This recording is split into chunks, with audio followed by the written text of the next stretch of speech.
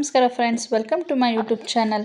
ಯಾರೆಲ್ಲ ಭಾಗ್ಯಲಕ್ಷ್ಮಿ ಸೀರಿಯಲ್ನ ಅಭಿಮಾನಿಗಳಾಗಿದ್ದಲ್ಲಿ ಪ್ಲೀಸ್ ಸಬ್ಸ್ಕ್ರೈಬ್ ಮಾಡಿ ಹಾಗೆ ಸಪೋರ್ಟ್ ಮಾಡಿ ಅಂತ ಹೇಳ್ತಾ, ಇವತ್ತಿನ ಸಂಚಿಕೆಯಲ್ಲಿ ತನ್ವಿ ಆದಿಯವ್ರನ್ನ ನಾನು ನಿಮ್ಮ ತಂದೆ ಅಂತ ಒಪ್ಕೊಳ್ಳಲ್ಲ ಅಂತ ಡಿಸೈಡ್ ಮಾಡಿಬಿಡ್ತಾಳೆ. ಅದು ಹೇಗೆ ಅಂತ ತಿಳ್ಕೊಬೇಕು ಅಂದರೆ ಈ ವಿಡಿಯೋನ ಪೂರ್ತಿಯಾಗಿ ಕೊನೆವರೆಗೂ ನೋಡಿ. ಈ ಸಂಚಿಕೆ ಶುರುವಿನಲ್ಲಿ ಕಾಫಿ ಶಾಪ್ನಲ್ಲಿ ಲಾಯರ್ ಮತ್ತು ಶ್ರೇಷ್ಠ ಜೊತೆಗೆ ಮಾತಾಡ್ತಾ ಇರ್ತಾರೆ. ನೋಡಿ ಸರ್, ತಾಂಡವ್ ಎಂಥವನು, ಅವನು ಎಷ್ಟು ಸ್ವಾರ್ಥಿ ಅಂತ ನನಗೆ ಚೆನ್ನಾಗಿ ಗೊತ್ತು. ಆದರೆ ಅವನ ಥರ ಮಾತ್ರ ನಾನು ಯಾವುದೇ ಕಾರಣಕ್ಕೂ ಚೀಪಾಗಿ ನಾನು ಯೋಚನೆ ಮಾಡೋದಿಲ್ಲ. ಆದರೆ ತನ್ವಿ ಮಾತ್ರ ದಡ್ಡಿಗೆ ಹಾಕ್ಬಿಟ್ಟಿದ್ದಾಳೆ. ಅವಳ ಅಪ್ಪನ ನಂಬಿಟ್ಟಿದ್ದಾಳೆ. ಆದರೆ ಅವಳಷ್ಟು ದಡ್ಡಿ ನಾನು ಆಗಲ್ಲ. ಯಾಕಂತಂದರೆ ತಾಂಡವ್ ಎಂಥವನು, ಆ ಮನೆಯವ್ರ ಜೊತೆಗೇನೆ ಅವನು ಎಷ್ಟೊಂದು ಕೆಟ್ಟದಾಗೇನೆ ನಡ್ಕೊಂಡಿದ್ದಾನೆ ಅಂತ ನನಗೆ ಚೆನ್ನಾಗಿ ಗೊತ್ತು. ಈಗ ಸಾಲದಕ್ಕೆ ಮನೆ ಬೇರೆ ಮಾರಕ್ಕೆ ಹೊರಟಿದ್ದಾನೆ. ಸರ್, ಒಂದು ವಿಷಯ ಅವನಿಗೆ ಗೊತ್ತಿಲ್ಲ ಅಂತ ಅನಿಸುತ್ತೆ. ಏನಂತಂದರೆ ಈಗ ಮನೆ ಭಾಗ್ಯ ಹೆಸರಲ್ಲೇ ಇರೋದು. ಅವನು ಏನೇ ಸರ್ಕಸ್ ಮಾಡಿದ್ರು ಕೂಡ ಆ ಮನೆ ಅವನಿಗೆ ಮಾರೋಕ್ಕಾಗಲ್ಲ ಅಂತ ನನಗೆ ಚೆನ್ನಾಗೇ ಗೊತ್ತು ಸರ್. ಭಾಗ್ಯ ಹೇಗೋ ಈಗ ನನ್ನನ್ನು ನಂಬಿದ್ದಾಳೆ. ಇನ್ನು ಮುಂದೆ ನಾನು ಇವಾಗ ಅತ್ತೆ ಮಾವ ನಂಬಿಕೆ ಗಳಿಸ್ಕೊಳ್ಳೋ ಪ್ರಯತ್ನದಲ್ಲಿ ಕೂಡ ಇದ್ದೀನಿ. ಆದರೆ ತಾಂಡವ್ ಮಾತ್ರ ತನ್ವಿ ತನ್ನ ಮಗಳನ್ನ ದಾಳವಾಗಿಯೇ ಬಳಸ್ಕೊಂಡು ಅವಳನ್ನ ಮುಂದೆ ಇಟ್ಕೊಂಡು ಇದನ್ನೆಲ್ಲ ಕೂಡ ನಡೆಸಬೇಕು ಅಂತ ಪ್ರಯತ್ನ ಪಡ್ತಾ ಇದ್ದಾನೆ. ಆದರೆ ತಾಂಡವ್ ಪ್ಲ್ಯಾನ್ನ ಯಾವುದೇ ಕಾರಣಕ್ಕೂ ಸಕ್ಸಸ್ ಆಗೋಕ್ಕೆ ನಾನು ಬಿಡಲ್ಲ ಅಂತ ಶ್ರೇಷ್ಠ ಹೇಳ್ತಾ ಇರಬೇಕಾದ್ರೆ ಆಗ ತನ್ವಿ ಮಾತನ್ನೆಲ್ಲ ಕೇಳಿಸ್ಕೊಂಡು ತುಂಬಾ ಕೋಪ ಮಾಡಿಕೊಂಡು ಶ್ರೇಷ್ಠನ ಎದುರುಗಡೆ ಬಂದುಬಿಡ್ತಾಳೆ. ಅದು ತನ್ವಿ ಅಂತ ಶ್ರೇಷ್ಠ ಹೇಳ್ತಿರ್ಬೇಕಾದ್ರೆ, ಶಟ್ ಅಪ್ ಆಂಟಿ, ಛೇ ಪಪ್ಪ ಆದರೂ ಕೂಡ ಒಳ್ಳೆಯವರು ಅಂತ ಅಂದ್ಕೊಂಡಿದ್ದೆ. ಆದರೆ ಚೀಪ್ ಮೆಂಟಾಲಿಟಿ ಇರುವ ನಿಮ್ಮ ಜೊತೆಗೇನು ಸೇರಿಕೊಂಡು ಪಪ್ಪನೂ ಕೂಡ ಇಷ್ಟೊಂದು ಚೀಪ್ ಲೆವೆಲ್ಗೆ ಇಳಿತಾರೆ ಅಂತ ನಾನು ಅಂದ್ಕೊಂಡೇ ಇರಲಿಲ್ಲ ಅಂತ ತನ್ವಿ ಹೇಳ್ತಿರ್ಬೇಕಾದ್ರೆ, ನೋಡು ತನ್ವಿ, ನೀನು ಪಪ್ಪ ಬೇಕಾದರೆ ನೀನು ಏನು ಬೇಕಾದರೂ ಹೇಳು, ಆದರೆ ನಾನು ಈಗ ಮುಂಚಿನ ಥರ ಇಲ್ಲ ಅಂತ ಶ್ರೇಷ್ಠ ಹೇಳ್ತಾ ಇರಬೇಕಾದ್ರೆ, ನೋಡಿ ಆಂಟಿ, ನೀವು ಇವಾಗ ಹೇಗಿದ್ದೀರಾ ಅನ್ನೋದು ಇಂಪಾರ್ಟೆಂಟ್ ಅಲ್ಲ.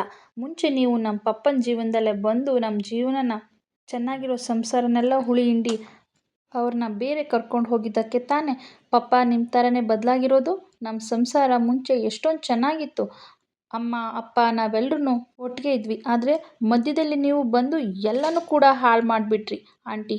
ನಿಮ್ಮಂಥ ಚೀಪ್ ಜನರ ಜೊತೆಗೇ ಸೇರಿಕೊಂಡೆ ಪಪ್ಪ ಚೀಪ್ ಆಗಿರೋದು ಅಂತ ತನ್ವಿ ಬೈತಾ ಇರಬೇಕಾದ್ರೆ ಆಗ ಶ್ರೇಷ್ಠಗೆ ತುಂಬ ಕೋಪ ಬಂದುಬಿಡುತ್ತೆ. ಅಲ್ಲೇ ಇರುವ ಟಿಶ್ಯೂ ಪೇಪರ್ ಸ್ಟ್ಯಾಂಡ್ ತೊಗೊಂಡು ತನ್ವಿ ತಲೆಗೆ ಹೊಡಿಬೇಕು ಅನ್ನೋಷ್ಟರಲ್ಲಿ ಭಾಗ್ಯ ಅಲ್ಲಿಗೇನೆ ಬಂದು ಶ್ರೇಷ್ಠನ ಕೈ ಹಿಡ್ಕೋತಾಳೆ. ಏನು ಮಾಡ್ತಿದ್ಯಾ ಶ್ರೇಷ್ಠ? ನಾನು ನನ್ನ ಮಕ್ಕಳ ಜೊತೆಗೆ ಇಲ್ಲ ಅಂತಂದರೆ ಮಾತ್ರಕ್ಕೇ ಅವ್ರಿಗೇನೆ ಹೊಡಿಬಹುದು ಅಂತ ನೀನು ಅಂದ್ಕೊಂಡಿದ್ದಾ? ಅದು ನಿನ್ನ ಕನಸಿನ ಮಾತು ಅಂತ ಭಾಗ್ಯ ಹೇಳ್ತಿರ್ತಾಳೆ. ಅದು ಭಾಗ್ಯ ಅವಳು ಏನೆಲ್ಲ ಮಾತಾಡಿದ್ಲು ಅಂತ ಗೊತ್ತಾ ನಿನಗೆ? ತಾಂಡವ್ ಜೊತೆಗೇ ಸೇರಿಕೊಂಡು ನನ್ನ ಜೊತೆಗೇ ಸೇರಿಕೊಂಡಿದ್ದಕ್ಕೆ ಅವನು ಇವಾಗ ಚೀಪಾಗಿರೋದಂತೆ, ನಿಮ್ಮ ಸಂಸಾರ ಹೊಡೆಯೋದಕ್ಕೆ ನಾನೇ ಕಾರಣ ಅಂತೆ ಅಂತ ಎಷ್ಟೊಂದು ಒಂದು ಕೆಟ್ಟದಾಗೆಲ್ಲ ಮಾತಾಡ್ತಾ ಇದ್ದಾಳೆ ನೋಡು ಅಂತ ಶ್ರೇಷ್ಠ ಹೇಳಬೇಕಾದ್ರೆ ಅವಳು ಮಾತಾಡೋದ್ರಲ್ಲಿ ಯಾವ ತಪ್ಪು ಕೂಡ ಇಲ್ಲ. ನೋಡು ಶ್ರೇಷ್ಠ, 2 ದಿನದಿಂದ ನೀನು ಒಳ್ಳೆಯವಳಾಗಿದ್ದೀಯಾ ಅನ್ನೋ ಮಾತ್ರಕ್ಕೆ ನೀನು ಮಾಡಿರೋ ಹಳೆ ಕೆಲಸನೆಲ್ಲ ಯಾವುದೇ ಕಾರಣಕ್ಕೂ ಮರೆಯೋನಂತಳಲ್ಲ. ನಿನ್ನಿಂದಾಗಿಯೇ ಇವತ್ತು ನನ್ನ ಸಂಸಾರ, ನನ್ನ ಮಕ್ಕಳು ಎಂಥ ಪರಿಸ್ಥಿತಿಲಿ ಇದ್ದೇನೆ ಅಂತ ಬಂದುಬಿಟ್ಟಿದೆ ಅಂತ ನೋಡಿದ್ಯಾ ಶ್ರೇಷ್ಠ. ನಾವಿವತ್ತು ಈ ಶ್ರೀಮಂತ ಅವರ ಆದಿನ ಮದುವೆ ಆಗಿದ್ದೀನಿ ಅಂತ ಎಲ್ಲರೂ ಕೂಡ ಅವರು ದುಡ್ಡಿಗೋಸ್ಕರನೇ ನಾನು ಮದುವೆ ಆಗಿದ್ದೀನಿ ಅಂತ ಎಲ್ಲರೂ ಅಂದ್ಕೊಂಡಿದ್ದಾರೆ. ಆದರೆ ನಾನು ಮದುವೆ ಆಗಿರೋದು ಆದಿಯವರು ನನ್ನ ಮೇಲೆ ಇಟ್ಟಿರುವ ಪ್ರೀತಿ ನಂಬಿಕೆಗೋಸ್ಕರ. ನನ್ನ ಮಕ್ಕಳಿಗೆ ಒಳ್ಳೆಯ ಜೀವನ ಸಿಗುತ್ತೆ ಅನ್ನೋ ಕಾರಣಕ್ಕೋಸ್ಕರ ನಾನು ಮದುವೆ ಆಗಿರೋದು.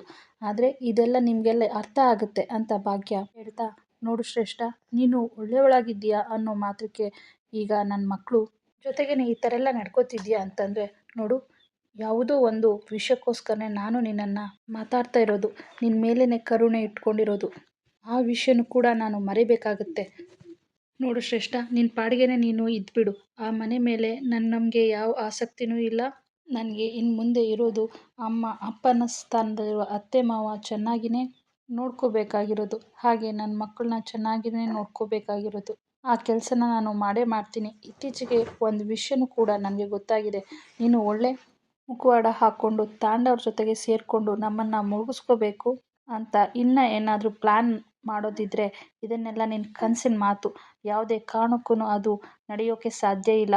ಯಾಕಂತಂದರೆ ನೀವು ಕೊಟ್ಟಿರೋ ಏಟ್ನಿಂದ ಈ ಭಾಗ್ಯ ತುಂಬಾ ಅವಳು ಸ್ಟ್ರಾಂಗ್ ಆಗಿಬಿಟ್ಟಿದ್ದಾಳೆ. ಮತ್ತು ನೀವು ಏನೇ ಮಾಡೋದಿದ್ರೂ ಕೂಡ ಈ ಭಾಗ್ಯನ ನೀವು ಮತ್ತೆ ಬೀಳ್ಸೋಕ್ಕೆ ಸಾಧ್ಯನೇ ಇಲ್ಲ. ನೋಡು ಬಂಗಾರಿ, ನಿನಗೇನೆ ನಾನಿದ್ದೀನಿ. ನೀನು ಇಲ್ಲೆಲ್ಲ ಈ ಥರ ಎಲ್ಲ ಕೆಲಸ ಮಾಡೋದು ಚೆನ್ನಾಗಿರಲ್ಲ ಅಂತ ಭಾಗ್ಯ ಹೇಳ್ತಾ ಇರಬೇಕಾದ್ರೆ, ನೋಡು ಮಾತಾಡೋಕ್ಕೆಲ್ಲ ಬರಬೇಡ ನೀನು ಅಂತ ಕೋಪ ಮಾಡಿಕೊಂಡು ತನ್ವಿ ಅಲ್ಲಿಂದ ಹೊರಟೋಗ್ತಾಳೆ. ಹೋಗ್ಬೇಕು ಅಷ್ಟರಲ್ಲಿ ಆಗ ಆದಿಯವರು ಕೂಡ ಮುಂದೆ ಬಂದು, ನೋಡ್ಪುಟ್ಟ, ಆ ಮನೆ ನಮ್ಮದು ಮಾತ್ರ ಅಲ್ಲ, ಅದು ನಿಮ್ಮದು ಮನೆ ಕೂಡ. ನಿನ್ನ ಅಪ್ಪನಾಗಿ ನಾನು ಇದ್ದೀನಿ ತಾನೆ ಅಂತ ಆದಿಯವರು ಬಂದು ಹೇಳ್ತಾ ಇರಬೇಕಾದ್ರೆ, ನೋಡಿ ನೀವು ಏನೇ ಅಂದರೂ ಕೂಡ ನಿಮ್ಮನ್ನು ನಾನು ಅಪ್ಪ ಅಂತ ನೋಡೋದು ಇಲ್ಲ ಅಂತ ತನ್ವಿ ಬೈದು ಬಿಡ್ತಾಳೆ. ಬಾ ತನ್ವಿ, ನೀನು ಇವಾಗ ಇಲ್ಲೆಲ್ಲ ಈ ಥರ ಎಲ್ಲ ಈ ಕೆಲಸ ಮಾಡಿಕೊಂಡು ಇರೋದು ಸರಿ ಇರಲ್ಲ ಅಂತ ಭಾಗ್ಯ ಹೇಳ್ತಿರ್ಬೇಕಾದ್ರೆ, ನಾನು ಎಲ್ಲಿಗೂ ಕೂಡ ಬರಲ್ಲ ಅಂತ ತನ್ವಿ ಹಠ ಹಿಡಿತಾಳೆ. ಆಗ ಭಾಗ್ಯ, ನಿನ್ನ ಮಾತನ್ನ ಯಾರಿಲ್ಲಿ ಕೇಳೋರು, ಬಾ ಅಂತಂದರೆ ಬರಲೇಬೇಕು ಅಷ್ಟೇ ಅಂತ ತನ್ವಿ ಕೈನ ಹಿಡ್ಕೊಂಡು ಭಾಗ್ಯ ಎಳ್ಕೊಂಡು ಹೋಗ್ತಾಳೆ. ಈ ಕಡೆ ತನ್ಮಯ್ ಒಬ್ಬನೇ ಮನೇಲಿ ಕೂತ್ಕೊಂಡು ಬರಿತಾ ಇರಬೇಕಾದ್ರೆ ಆಗ ಅಲ್ಲಿಗೇನೆ ಕನ್ನಿಕಾ ಬಂದು, ನಿಮ್ಮಮ್ಮ ಎಲ್ಲೋ ಅಂತ ಕೇಳ್ತಾಳೆ. ನಮ್ಮಮ್ಮ ಇನ್ನೂ ಕೂಡ ಬಂದಿಲ್ಲ ಅಂತ ತನ್ಮಯ್ ಹೇಳಿದ ತಕ್ಷಣ, ಸರಿ ನನ್ನ ಬ್ರೋ ಎಲ್ಲಿ ಅಂತ ಹೇಳು ಅಂತ ಕನ್ನಿಕೆ ಹೇಳಿದ ತಕ್ಷಣ, ನಮ್ಮಮ್ಮನೇ ಇಲ್ಲಿಗೆ ಬಂದಿಲ್ಲ ಅಂತಂದಮೇಲೆ ಇನ್ನು ಅಪ್ಪನೂ ಕೂಡ ಬರೋಕ್ಕೆ ಸಾಧ್ಯನೇ ಇಲ್ಲ ಆಂಟಿ ಅಂತ ತನ್ಮಯ್ ರೇಗಿಸ್ತಾ ಇರಬೇಕಾದ್ರೆ, ಈ ಭಾಗ್ಯ ಎಲ್ಲೋಗಿದ್ದಾಳೆ ಅಂತ, ಏನು ಮಾಡೋಕ್ಕೆ ಹೊರಟಿದ್ದಾಳೆ ಅಂತ ಗೊತ್ತಾಗ್ತಿಲ್ಲ, ಒಂದು ಕೂಡ ಅರ್ಥನೇ ಆಗ್ತಿಲ್ಲ. ಈ ಭಾಗ್ಯ ಏನಾದರೂ ಬ್ರೋ ತಲೆ ಕೆಡಿಸಿ ಏನಾದರೂ ಮತ್ತೆ ಆ ಹುಡುಗನ್ನ ಇಲ್ಲಿಗೆ ಕರೆಸ್ಕೊಂಡು ಬರೋ ಪ್ಲ್ಯಾನ್ ಮಾಡೋದ್ರೊಳಗಡೆ ನಾನು ಮೀನಾಕ್ಷಿ ಅತ್ತೆನ ಹೆಲ್ಪ್ ತೊಗೊಂಡು ಆ ಭಾಗ್ಯ ಹಾರಾಡೋಕ್ಕೇ ಫುಲ್ ಸ್ಟಾಪ್ ಬಿಡಬೇಕು ಅಂತ ಕನ್ನಿಕಾ ಅಲ್ಲೇ ನಿಂತ್ಕೊಂಡು ಯೋಚನೆ ಮಾಡ್ತಾ ಇರಬೇಕಾದ್ರೆ ಆಗ ಭಾಗ್ಯ ಆದಿ ತನ್ವಿನ ಕರ್ಕೊಂಡು ಮನೆ ಒಳಗಡೆ ಬರ್ತಾರೆ. ಬಾ ಬಂಗಾರಿ ಅಂತ ಭಾಗ್ಯ ತನ್ವಿನ ಕರ್ಕೊಂಡು ಬಂದು ಸೋಫಾ ಮೇಲೆ ಕೂರಿಸಿದ ತಕ್ಷಣ ಆಗ ತನ್ಮಯ್ ತುಂಬಾ ಖುಷಿಯಾಗಿ ಪಡ್ತಾನೆ. ಅಮ್ಮ, ನೀವು ಆಸ್ಪತ್ರೆಗೆ ಹೋಗಿದ್ದೀರಾ ಅಂತ ಅಂದ್ಕೊಂಡಿದ್ದೆ, ಆದರೆ ನೀವು ಅಕ್ಕನ ಕರ್ಕೊಂಡು ಬಂದಿದ್ರಲ್ಲ ಅಂತ ತನ್ಮಯ್ ಖುಷಿಯಾಗಿರ್ತಾನೆ. ನನ್ನ ಮುತ್ತಲ್ಲಿ ಖುಷಿ ಕಾಣ್ತಾ ಇರುತ್ತೆ. ಖುಷಿಯಾಗಿ, ಅಕ್ಕ ನೀನು ಬಂದುಬಿಟ್ಟಿಯಲ್ಲ, ನನಗಂತೂ ತುಂಬಾ ಖುಷಿ ಆಯಿತು ಅಂತ ತನ್ಮಯ್ ಖುಷಿ ಪಡ್ತಾ ಇರ್ತಾನೆ. ಸರಿ ಭಾಗ್ಯ, ನನಗೊಂದು ಸ್ವಲ್ಪ ಕೆಲಸ ಇದೆ, ನಾನು ಫ್ರೆಶ್ ಅಪ್ ಆಗಿ ಬರ್ತೀನಿ, ನೀವು ತನ್ವಿಗೆ ಏನಾದರೂ ಕೂಡ ತಿನ್ನೋಕ್ಕೆ ಮಾಡಿಕೊಡಿ ಅಂತ ಆದಿಯವರು ಹೇಳಿಬಿಟ್ಟು, ಅಪ್ಪ ಥ್ಯಾಂಕ್ಸ್ ಅಂತ ತನ್ಮಯ್ ಹೇಳ್ತಾನೆ. ಥ್ಯಾಂಕ್ಸ್ ಯಾಕೋ ಅಂತ ಆದಿಯವರು ಬಂದು ಕೇಳ್ತಾರೆ. ಅಪ್ಪ, ಕೊನೆಗೂ ಅಕ್ಕನ ನೀವು ಇದೇ ಮನೆಗೆ ಕರ್ಕೊಂಡು ಬಂದ್ರಲ್ಲ ಅಪ್ಪ ಅಂತ ತನ್ಮಯ್ ಹೇಳ್ತಾ ಇದ್ದರೆ, ಹಾಗ್ಯಾಕೆ ಹೇಳ್ತಿದ್ಯಾ, ಇದು ನಿಮ್ಮ ಅಕ್ಕನಿಗೂ ಕೂಡ ಅವಳ ಸ್ವಂತ ಮನೆ ಅಲ್ವಾ, ಹಾಗಾಗಿ ಇಲ್ಲಿರುವ ಎಲ್ಲ ರೈಟ್ಸ್ ಕೂಡ ಅವಳಿಗೂ ಇದೆ. ಸರಿ ಭಾಗ್ಯ, ನಾನು ಫ್ರೆಶ್ ಅಪ್ ಆಗ್ತೀನಿ ಅಂತ ಆದಿಯವರು ಅಲ್ಲಿಂದ ಹೊರಟೋಗಿದ ತಕ್ಷಣ, ಬಂಗಾರಿ ನೀನು ನೋಡ್ತಾ ಇದ್ರೇ ಗೊತ್ತಾಗ್ತಿದೆ ನೀನು ಸುಸ್ತಾಗಿದ್ಯಾ ಅಂತ, ಹಾಗಾಗಿ ಬಾ ನಿನಗೋಸ್ಕರ ಅಂತ ನಾನು ನಿನ್ನ ಫೇವ್ರೇಟ್ ಆಗಿರೋ ಏನಾದರೂ ತಿನ್ನೋಕ್ಕೆ ಮಾಡಿಕೊಡ್ತೀನಿ, ಲೇಟ್ ಮಾಡಬೇಡ ಅಂತ ಭಾಗ್ಯನೂ ಕೂಡ ಅಲ್ಲಿಂದ ಹೊರಟೋಗಿದ ತಕ್ಷಣ ಕನ್ನಿಕಾ ಹಾಗೆ ತನ್ವಿ ಹತ್ರನೇ ಬಂದು, ಅಂದ್ಕೊಂಡೆ ನಾನು ನೀನು ಈ ಮನೆಗೆ ಬಂದೇ ಬರ್ತೀಯಾ ಅಂತ, ಶೇಮ್ಲೆಸ್ ಆಗಿ ಮತ್ತೆ ನೀನು ಇದೇ ಮನೆಗೇನೆ ಮುಖ ಮಾಡ್ತೀಯಾ ಅಂತ ನಾನು ಅಂದ್ಕೊಂಡೇ ಇರಲಿಲ್ಲ. ನಾನು ನಿನಗೆ ಅವತ್ತು ನಿಮ್ಮ ಅಮ್ಮನ ಮದುವೆ ದಿನವೇ ಹೇಳಿದ್ದೆ ತಾನೇ, ನಿನ್ನ ಪಾಡು ಇನ್ನು ಮುಂದೆ ನಾಯಿ ಪಾಡು, ನಿಮ್ಮ ಅಜ್ಜ ಅಜ್ಜಿ ಆದ್ರೂ ಆಶ್ರಮದಲ್ಲೋ ಅಲ್ಲೋ ಇಲ್ಲೋ ಏನಾದರೂ ಸೇರ್ಕೊಂಡು ಬಿಡ್ತಾರೆ, ಆದರೆ ನಿನಗೆ ಬೇರೆ ಗತಿ ಇಲ್ಲದೆ ನೀನು ಇದೇ ಮನೆಗೆ ಬರಲೇಬೇಕು ಅಂತ ಹೇಳಿದೆ ಅಲ್ವಾ, ಆದರೆ ಇಷ್ಟು ಬೇಗನೆ ನೀನು ಇದೇ ಮನೆಗೇನೆ ಮತ್ತೆ ಭಿಕ್ಷುಕರ ಥರ ಬರ್ತೀಯಾ ಅಂತ ನಾನು ಅಂದ್ಕೊಂಡಿರಲಿಲ್ಲ ಅಂತ ಕನ್ನಿಕಾ ತುಂಬ ಅವಮಾನ ಮಾಡ್ತಾಳೆ. ಆಗ ತನ್ಮಯ್ ಕೋಪ ಮಾಡಿಕೊಂಡು, ಆಂಟಿ ಅಂತ ಕೈ ಬೆರಳು ತೋರಿಸಿ ಕೂಗಾಡ್ತಾನೆ.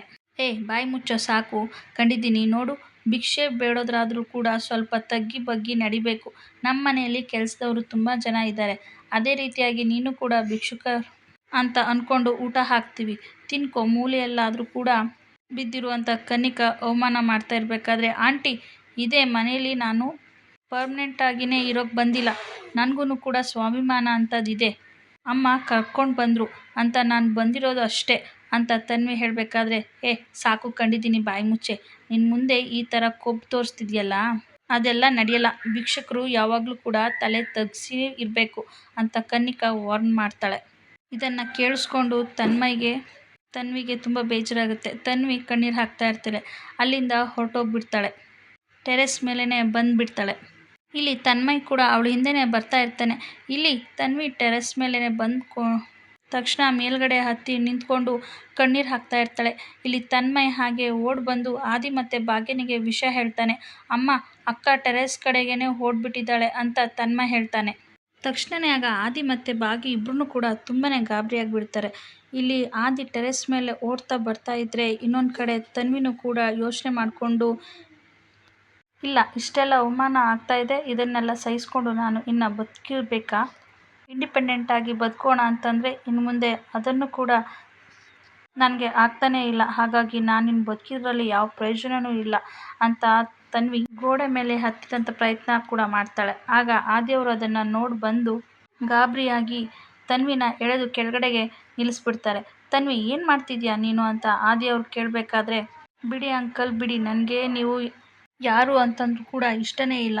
ನಾನು ಸಾಯಬೇಕು, ಇದ್ದು ಸಾಧನೆ ಮಾಡಿದ್ರು ಕೂಡ ಏನಿದೆ ಅಂತ ತನ್ವಿ ಕೇಳ್ತಾ ಇರಬೇಕಾದ್ರೆ, ತನ್ವಿ ಪುಟ್ಟ ಅಂಥದ್ದು ಇವಾಗ ಏನಾಯಿತು, ಆಗ್ತಾ ಇದೆ ನಿನಗೆ ಅಂತ ಆದಿಯವರು ಕೇಳ್ತಾ ಇರ್ಬೇಕಾದ್ರೆ, ನೋಡಿ ಅಂಕಲ್, ನನಗೆ ನೀವು ಯಾರು ಕೂಡ ಇಷ್ಟನೇ ಇಲ್ಲ ಅಂತ ನಾನು ಫ್ಯಾಮಿಲಿ ಅವರಿಂದ ದೂರನೇ ಇರಬೇಕು ಅಂತ ತನ್ವಿ ಹೇಳ್ತಾ ಇರಬೇಕಾದ್ರೆ, ಸರಿ ಆಯಿತು ಪುಟ್ಟ, ನೋಡು ಇಂಥ ವಯಸ್ಸಿನಲ್ಲೂ ಕೂಡ ಇಂಡಿಪೆಂಡೆಂಟಾಗಿ ಇರಬೇಕು ಅಂತ ನೀನು ಛಲ ಹೊಂದಿದ್ಯಾ ಅಲ್ವಾ, ನಿಮ್ಮ ಅಮ್ಮನ ಥರನೇ ನನಗೆ ಅದು ತುಂಬಾ ಇಷ್ಟ ಆಯಿತು. ನೋಡು ಪುಟ್ಟ, ಆದರೆ ಇಂಡಿಪೆಂಡೆಂಟ್ ಆಗಿರೋದು ಅಂತಂದರೆ ಅದು ಅಷ್ಟು ಸುಲಭ ಅಲ್ಲ. ಈ ಸಮಾಜದಲ್ಲಿ ಎಲ್ಲರೂ ಕೂಡ ನಮ್ಮ ಕುಟುಂಬ ಅಂತ ಇರಬೇಕು. ಯಾಕಂತಂದರೆ ಮುಂದೆ ನಿಂತು ನಿನ್ನ ಜೀವನದಲ್ಲಿ ಒಂದು ದೊಡ್ಡ ಸಾಧನೆ ಮಾಡುವಾಗ ಹಿಂದೆನೇ ನಿಂತ್ಕೊಂಡು ನಿನ್ನ ಅಜ್ಜಿ, ತಾತ, ಒಡ ಹುಟ್ಟಿದವರು, ನಿನ್ನ ಅಮ್ಮ, ನಿನ್ನನ್ನು ಎಲ್ಲರೂ ಕೂಡ ಹಾಡಿ ಹೊಗಳ್ಬೇಕಾದ್ರೆ ಆಗ ನಿನಗೊಂದು ಖುಷಿ ಸಿಗುತ್ತೆ ನೋಡು. ಆ ಖುಷಿ ಸಿಗಬೇಕು ಅಂತಂದರೆ ಅದು ಫ್ಯಾಮಿಲಿ ಅವರು ಎಲ್ಲರನ್ನೂ ಕೂಡ ಜೊತೆಗೇ ಇರಬೇಕಲ್ವಾ ಅಂತ ಆದಿಯವರು ಹೇಳಬೇಕಾದ್ರೆ ತನ್ವಿ ಆಗ ಸ್ವಲ್ಪ ಸಮಾಧಾನ ಆಗ್ತಾಳೆ. ಭಾಗ್ಯನೂ ಕೂಡ ಅಲ್ಲೇ ಬಂದು ನಿಂತ್ಕೊಂಡು ಈ ಮಾತನ್ನೆಲ್ಲ ಕೇಳಿಸ್ಕೊತಾ ಇರ್ತಾಳೆ. ನೋಡಿ ಅಂಕಲ್, ನೀವು ಏನೇ ಹೇಳಿದ್ರೂ ಅಷ್ಟೇ, ನೀವಂದ್ರೂ ಕೂಡ ಇಷ್ಟ ಇಲ್ಲ ನನಗೆ, ಈ ಫ್ಯಾಮಿಲಿ ಅವರನ್ನು ಕೂಡ ಇಷ್ಟ ಇಲ್ಲ. ಯಾಕಂತಂದರೆ ನಾನು ಅವರಿಂದ ಆಲ್ರೆಡಿ ದೂರ ಬಂದುಬಿಟ್ಟಿದ್ದೀನಿ ಅಂತ ತನ್ವಿ ಹೇಳ್ತಾಳೆ. ನೋಡಿ ಅಂಕಲ್, ಈಗ ನೀವು ಹೇಳಿದ್ರಲ್ಲ ನಿನಗೆ ನಾನು ಏನು ಬೇಕಾದರೂ ಕೂಡ ಮಾಡ್ತೀನಿ ಅಂತ, ಹಾಗಾದರೆ ನಾನು ನಿಮ್ಮನ್ನು ಅಪ್ಪ ಅಂತ ಒಪ್ಕೊಳ್ಳೋದೇ ಇಲ್ಲ. ಆ ನಿರೀಕ್ಷೆನ ನೀವು ಇಟ್ಕೊಳ್ದೆ ನನಗೊಂದು ಸಹಾಯ ಮಾಡ್ತೀರಾ ಅಂತ ತನ್ವಿ ಕೇಳ್ತಾಳೆ. ಸರಿ ಆಯಿತು, ಅದೇನು ಅಂತ ಕೇಳು ಅಂತ ಆದಿಯವರು ಹೇಳ್ತಾರೆ. ನೋಡಿ ಅಂಕಲ್, ನನಗೆ ನಿಮ್ಮ ಜೊತೆಗೇನು ಕೂಡ ಇರೋಕ್ಕೆ ಇಷ್ಟ ಇಲ್ಲ, ಈ ಬೆಂಗಳೂರಲ್ಲಿ ಇರೋಕ್ಕೂ ಕೂಡ ಇಷ್ಟ ಇಲ್ಲ. ಹಾಗಾಗಿ ನನ್ನನ್ನು ನೀವೆಲ್ಲಾದರೂ ಕೂಡ ದೂರ ಕಳಿಸ್ಬಿಡ್ತೀರಾ ಅಂತ ತನ್ವಿ ಕೇಳ್ತಾಳೆ. ಆಗ ಅಷ್ಟೇ ತಾನೇ ಹೇಳು, ನೀನು USA UKಗೆ ಹೋಗ್ತೀಯಾ, ಹೋಗ್ಬಿಟ್ಟು ಯಾವ ಡಿಗ್ರಿ ಮಾಡ್ತೀಯಾ ಅಂತ ಹೇಳು, ಕಳಿಸೋ ವ್ಯವಸ್ಥೆನ ನಾನು ಮಾಡ್ತೀನಿ ಅಂತ ಆದಿಯವರು ಕೇಳ್ತಾರೆ. ಈ ಮಾತನ್ನ ಕೇಳಿಸ್ಕೊಂಡು ಭಾಗ್ಯ ಕಣ್ಣೀರು ಹಾಕ್ಕೊಂಡು ಓಡಿ ಬಂದು, ಆದಿಯವರೇ ಏನು ಮಾತಾಡ್ತಿದ್ದೀರಾ, ನೋಡು ಬಂಗಾರಿ, ನಾನು ತಪ್ಪು ಮಾಡಿದ್ದೀನಿ ಅಂತ ಇವಾಗ ನಿನಗೆ ಅನ್ನಿಸ್ಬಹುದು, ಆದರೆ ಮುಂದೆ ಒಂದಲ್ಲ ಒಂದು ದಿನ ನಾನು ಮಾಡಿರೋದು ತಪ್ಪಲ್ಲ ಅಂತ ನಿನಗೆ ಗೊತ್ತಾಗುತ್ತೆ. ಆದರೆ ಅದಕ್ಕೋಸ್ಕರ ಈಗಲೇ ನೀನು ನನಗೆ ಇಷ್ಟೊಂದು ದೊಡ್ಡ ಶಿಕ್ಷೆ ಕೊಡಬೇಡ ಪ್ಲೀಸ್ ಬಂಗಾರಿ, ನಾನು ಬಿಟ್ಟು ಹೋಗಬೇಡ ನೀನು ಅಂತ ಭಾಗ್ಯ ಕಣ್ಣೀರು ಹಾಕ್ತಾ ಇರಬೇಕಾದ್ರೆ ಆಗ ಆದಿಯವರು ಭಾಗ್ಯನ ಸಮಾಧಾನ ಮಾಡಿಬಿಟ್ಟು, ನೋಡ್ತೀವಿ ಹೋಗೋಕ್ಕೆ ಏನೇನು ಬೇಕೋ ಎಲ್ಲ ವ್ಯವಸ್ಥೆನೂ ಕೂಡ ನಾನು ಮಾಡ್ತೀನಿ, ತಯಾರಿ ಮಾಡ್ಕೊ ನೀನು ಅಂತ ಆದಿಯವರು ತನ್ವಿಗೆ ಹೇಳ್ತಾರೆ. ಈಗ ನೀನು ನನ್ನ ಜೊತೆ ಬಾ ಅಂತ ತನ್ವಿನ ಅಲ್ಲಿಂದ ಆದಿಯವರು ಕರ್ಕೊಂಡು ಹೋದರೆ ಇಲ್ಲಿ ಭಾಗ್ಯ ಅಲ್ಲೇ ನಿಂತ್ಕೊಂಡು ಕಣ್ಣೀರು ಹಾಕ್ತಾ ಇರ್ತಾಳೆ. ಇಲ್ಲಿಗೆ ಈ ಸಂಚಿಕೆ ಮುಕ್ತಾಯವಾಗುತ್ತೆ. Thank you.